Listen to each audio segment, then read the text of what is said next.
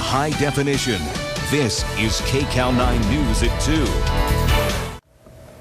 Well, creating a life you love is just a few words away. Joining us in the studio this afternoon with some talk tips is communication expert Jocelyn Herman-Saccio. Thanks for being with us. Thank you so much for having me. I kind of like the sound of this. Yeah, right? But you got to explain it to me because I don't get it yet. Well, the first thing to get is that language is very powerful, especially if you understand that there are two types of language. There's the kind of language that describes, like I could describe your sweater or this desk, and then there's the kind of language that creates. For this. Yeah, and we focus on that kind of communication and that kind of language since we want to create a life you love.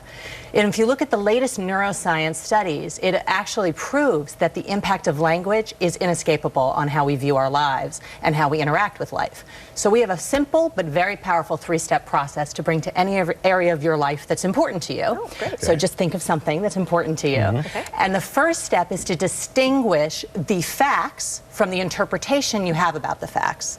So now you could use...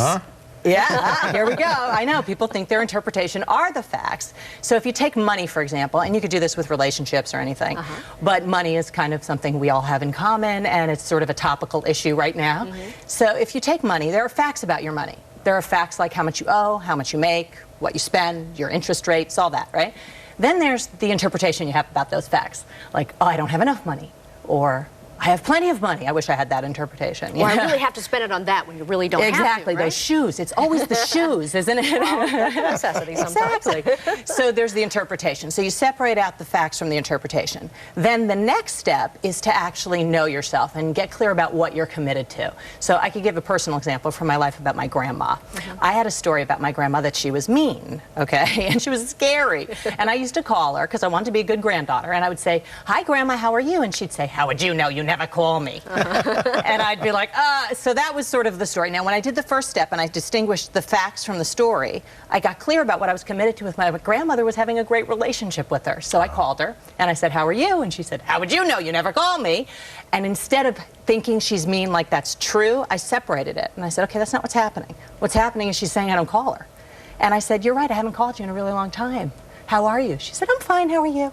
And it was like over in that second. And for the next 16 years, we spoke 4 to 5 times a week and had a best friend kind of relationship. Which brings me to the third step, most important step, okay, is you've got to actually discover the unrealized potential of language by creating in your calendar action steps to fulfill on what's important to you.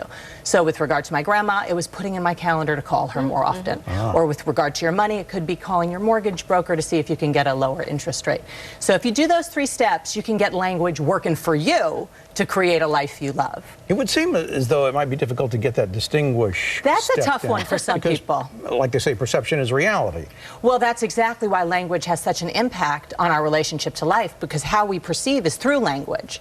And if we can actually start to examine the language we're using to describe the facts in our life, we can start to have some access to creating interpretations that are more empowering than the ones we have. Right. So aside from that, what would you say is the biggest mistake that most people make? Thinking that what they think is real. Thinking that, you know, we're back to grandma's step 1. mean. It is. It's If we could get over step 1, the other stuff might be a little bit easier. Well, right? I think that if you get clear about what the facts are, it's easy to see what you're committed to. I think that your story clouds your commitment and has you kind of living in a why things aren't happening rather than what you really want. If you can focus on what you want, then you can be freed up to take action. But if you're focusing on why you don't have what you want, you can't possibly be looking at what actions could produce what you want.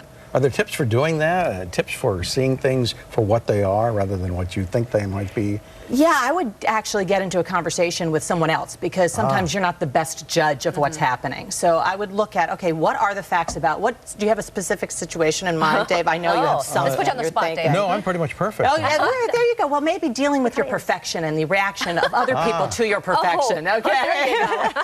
There are the facts, like you are perfect, and then there's the story you have about those facts. Like people just don't like that, right? So looking at what actually is the facts, it could, with body image or with anything having to do with your career, your boss, these are the facts. I weigh this much. And then you have an interpretation. Those facts aren't necessarily connected to those interpretations in reality. They're connected by virtue of how we think. And if we can separate out the meanings, we can start to loosen the grips of those meanings. Well, I can see where this would really work out when you're looking at relationships, so whether it's personal relationships or, you know, people at work, your boss. I mean, totally. Even your employees. I mean, people who work with you. I mean, it's unbelievable. If you can actually start to relate to what's happening as distinct from your story, you have a lot of power to actually impact what's happening. Yeah, that's great. Power of I get it now. language to create a life you love. Very interesting. All right, thank you so much for joining us. Thank you really so appreciate much. it. 1, 2, 3. Just 3 steps. We could do it. Co-worker